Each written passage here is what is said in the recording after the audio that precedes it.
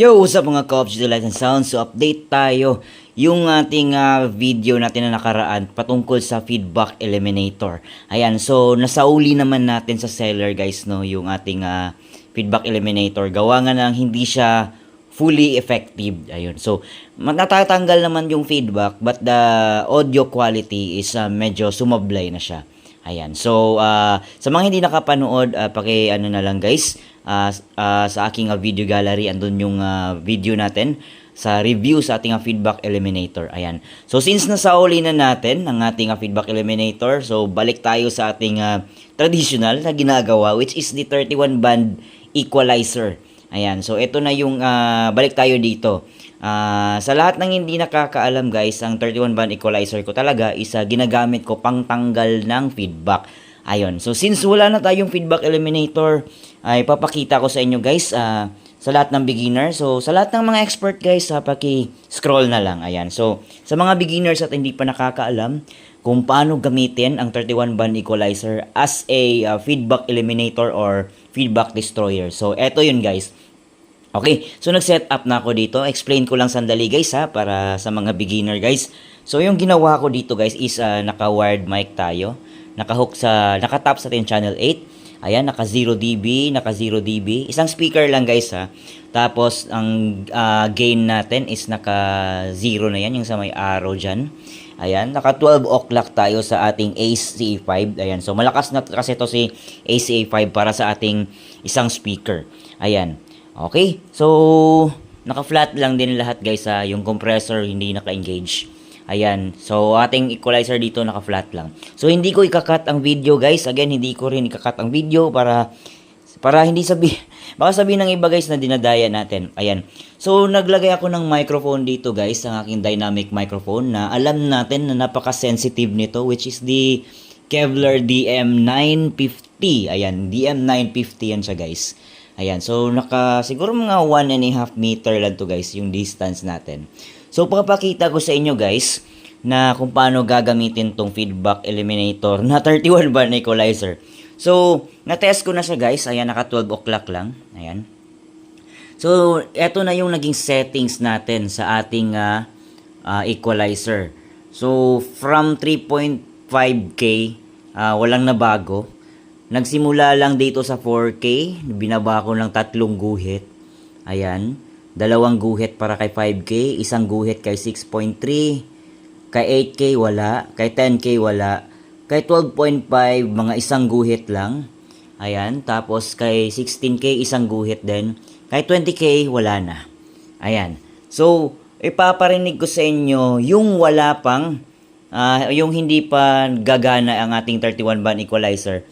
Pipindutin lang natin tong EQ bypass. Pag pinindot natin tong EQ bypass, mawawalang bisa yung sinet natin dito. So, babalik siya sa flat. So, pakinggan nyo guys, and I'm sure magfi-feedback yan. Okay? So, naka-on naman to. Ayan. So, since naka-EQ, hindi pa siya naka-EQ bypass. So, pipindutin natin and I'm sure magfi-feedback yan. Okay? Eto. Ayan. Dahan-dahan na siyang sumisipol guys. Ayan. So, itatap natin or magsa-sound check na lang tayo dito. Pakinggan nyo guys, ilapit ko lang yung microphone sa speakers. I mean, itong camera sa speaker. Ayan. Sound check. Sound.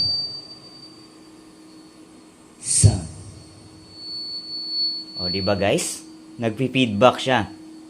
Okay? So, ulitin natin. Mas mainam talaga guys na mag-headset kayo guys Ayan, so ulitin natin, mag-sound check. Kahit na mahina pa yung boses ko guys, napipick up na yung feedback. Oh.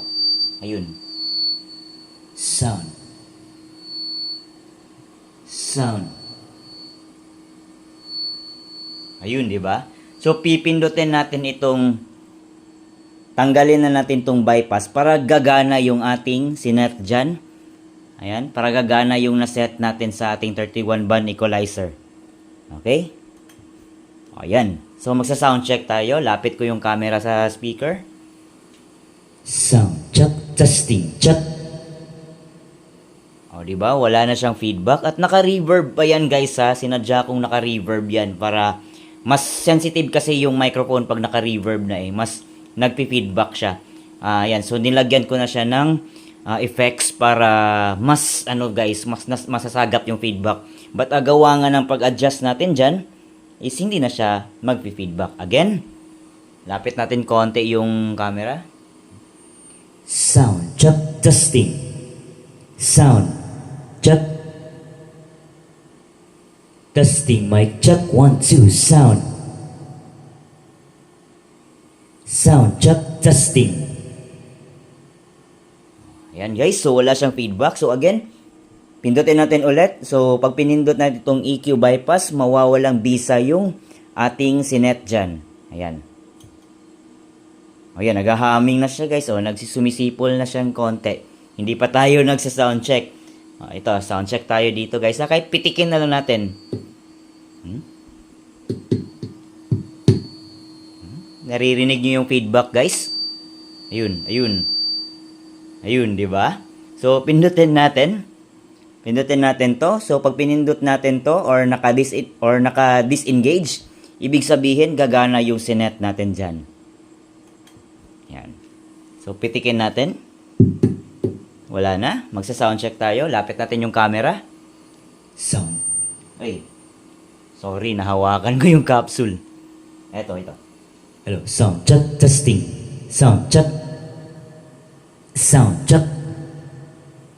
Ayun. So, again guys, magpi-feedback din talaga siya kapag hinawakan nyo yung buo yung ulo. Pero wala naman sigurong host na ganun maghahawak ng microphone guys, no? So, ano lang natin yung mga host o yung gagamit ng microphone na yung proper na paggamit ng microphone. Yung challenging lang talaga kapag banda na yung hawak. Kay mostly vocalist, ganun yung humawak ng microphone. But again, sound check tayo. Sound check. Testing mic check 1 2 sound check. Hello, sound check. Hello, sound check. Ayun guys, so effective talaga yung ating 31 band equalizer. Ayan, alright. Okay, so ano ba guys? Okay nga pala, may clarify lang ako. May nagtatanong din kasi na kumusta na daw yung tunog kasi since nagka-cut tayo ng mga ilang frequency dyan guys, yung concern nila is baka magtutunog ngo or parang, alam mo yun, yung, pasensya na sa word guys ngongo. So, baka magtutunog ngongo. So, ang gagawin natin is maglalagay na lang tayo doon ng highs. Ayan, lagyan natin ng konting highs. But since okay na ako sa tunog niya guys hindi siya tunog ngo. Ayan, lagay tayo ng highs. Ayan. Okay, yung magpi-feedback siya guys. Ayan, konti lang. Okay. So, punta na tayo doon sa ating microphone. Ayan. Okay, nakaset na tayo ng konting high doon. Naka-adjust tayo ng konti. Sound check tayo guys. Hello, sound check testing. Mic check 1 2 sound. Sound check testing. Sound check testing. Mic check 1 2 sound. Ayan. So, hindi naman siya nagtutunog ngo. In the same time, wala na siyang feedback. Alright, so, for me guys, goods na goods tong 31 band equalizer. And hindi pa to original guys hindi to original. Ayan, so how much more kung original tong ating equalizer. Ayun, so yun lang muna guys sa ngayon. And update tayo sa mga susunod na video patungkol sa mga pag-operate netong ating mga sound system. Lalo na dito sa pagtanggal ng feedback, which is ito yung pinakakalaban talaga natin guys, no? Magtanggal ng feedback. Ayan, so humaba na tayo guys. So, hanggang sa susunod na lang na video, mga ka-Objet Lesson Sounds. At kung may concerns kayo, paki-comment na lang down below. Or may gusto kayong ipa-demo sa atin. Ayan, so paki-comment na lang down below. Alright? Alright.